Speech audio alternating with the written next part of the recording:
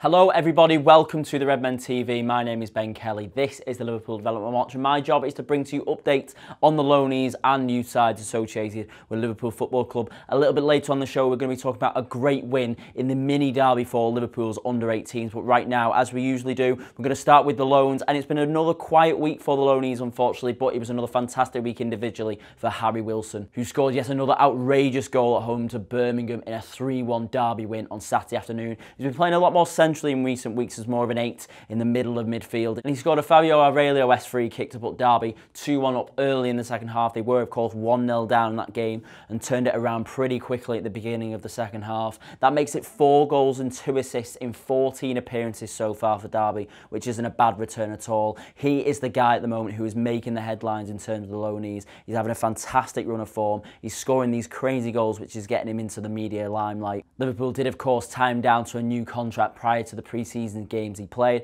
prior to him going out on loan. So he did catch the eye a little bit of the club, but obviously these performances will be doing him no harm in terms of securing a place in the first team. Ben Woodburn finally made a return to Sheffield United's squad as he came on as a late sub versus Nottingham Forest on Saturday. He didn't really have time to do anything significant in the 1-0 loss, but hopefully he remains in the picture a bit more there. He's obviously just been called up to the Wales squad as well, along with Wilson, but he's always going to be getting to the Wales squad because Wales are a bit crap. So that isn't really a marker of how well he's doing. What is a marker is, will he be getting a few more minutes for this really good Sheffield United side who are pushing for promotion alongside Derby, alongside Middlesbrough, alongside Leeds and Norwich. It's a really competitive season at the moment, and Ben Woodburn at the moment is apparently just a little bit too small, I think. I think he's just, you know, not strong enough, not physical enough for that league, and look, if he's not physical for that league, then he's definitely not going to be physical enough for the Premier League, so it might be a case of him getting into the gym and bulking up a little bit, who knows, but I'm sure he'll be getting that advice from his manager at Sheffield and maybe even Jurgen Klopp every now and then if he has contact with him as well. So it'll be interesting to see how much longer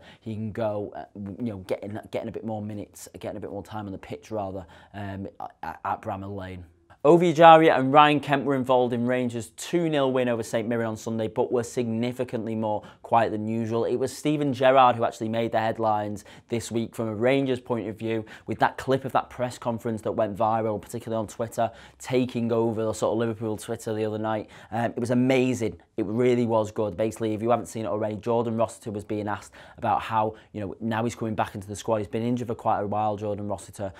Steven Gerrard did put out sort of a message to his players that if they weren't performing, they would be replaced. And Jordan Rossiter was asked in a press conference, while sat alongside Steven Gerrard, how he felt about his manager putting out those sort of messages. And Gerrard stepped in and said, "Tell you what, that is a warning. That is a warning. Don't ask him, he's been injured for 2 years. Don't ask him about my quote. That is a warning to players who aren't underperforming, at this club. This is a big club, and we are looking to replace players who aren't fulfilling their potential, who aren't delivering what they need to deliver for this club." And it was a really good sign of a leadership, you know, from Steven Gerrard's perspective. And like I say, it would be absolutely amazing if one day he came back to Liverpool as manager and commanded press conferences in that way. Because if you ask me, British press need kicking their arses back into shape, and maybe Steven Gerrard will be the man to do that.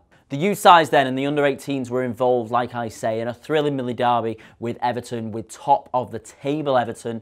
They were 3-1 up before Everton pulled it back to make it 3-3. It was Jack Byrne who won it in the end though, with a free kick incredibly late. It just seemed to go right the way through the box. It was one that really should have been a cross. It just seemed to go through everybody and find its way into the bottom corner. The highlight of the evening, however, was Leighton Clarkson's free kick to make it 3-1. That was the pick of the goals, a nice curler into the top corner. One that some great free kick takers would have been proud of over the years, not least, of course, Steven Gerrard. Everton looked very good value for their point, to be honest. They done well, they'd shown some great character to battle their way back into the game from 3-1 down, but obviously it was a kick in the teeth for them, and now we're just a point behind them in the under-18s Premier League. And next up is Red Star Belgrade, under-19s away in the UEFA Youth League, much like the first team play, and that is today. The under-23s had a mixed week, but the most recent game saw an improvement in form with a 3-1 home win over Leicester. They did of course play Blackburn last week and suffered a horrendous 2-1 loss, which really was a poor performance from them in general. This weekend, while the first team are playing, they host Burnley under-23s in the Premier League Cup. Really big game, and it'll be another opportunity for Liverpool to kick on. Burnley aren't actually in the under-23s Division 1. Liverpool are a division above them. So this is the game. This is an ideal opportunity really for Liverpool to continue that momentum and try and pick up a little bit of form. Something else that I want to be bringing into though is perhaps discussing a few opposition youth players that we could be getting to know and perhaps keeping an eye on, you know, as they develop. And one of the guys that I want to mention this week is Burnley. He's going to be playing this weekend against Liverpool. Burnley's Tanashi Chikwana, who's a centre forward. He's been on fire at the moment. Burnley played Barnsley yesterday. He got a goal. Really fast, athletic player. And the reason I bring him up is because I actually went to school with him. I've been keeping an eye on his progress. And obviously, having played against him even at school level, I know how much of a good player he is, and he seems to be kicking on with his career now. So maybe he'll be one of them players who causes Liverpool's under-23s all sorts of problems on Sunday afternoon. Keep an eye out for him as you watch the game. And like I say, every week I'm going to try and discuss a youth prospect from elsewhere around the country or even around Europe. And if you find some players that you think I should be talking about on this show, put them in the comments below. I'll do the research and I'll be talking about them. I'm going to be talking about one player every Monday. So give us a shout if you think that there's somebody that's worth talking about. And that, ladies and gentlemen, is the end of this week's Liverpool Development Watch. Thank you very much for watching. As always, I've been Ben Kelly for the Redmen TV. Do all the usual stuff. Subscribe to the channel, like the video, leave me a comment down below, particularly if you've got a player that you think I should be talking about. And I will see you next week for more Development Watch goodness. Until then, goodbye.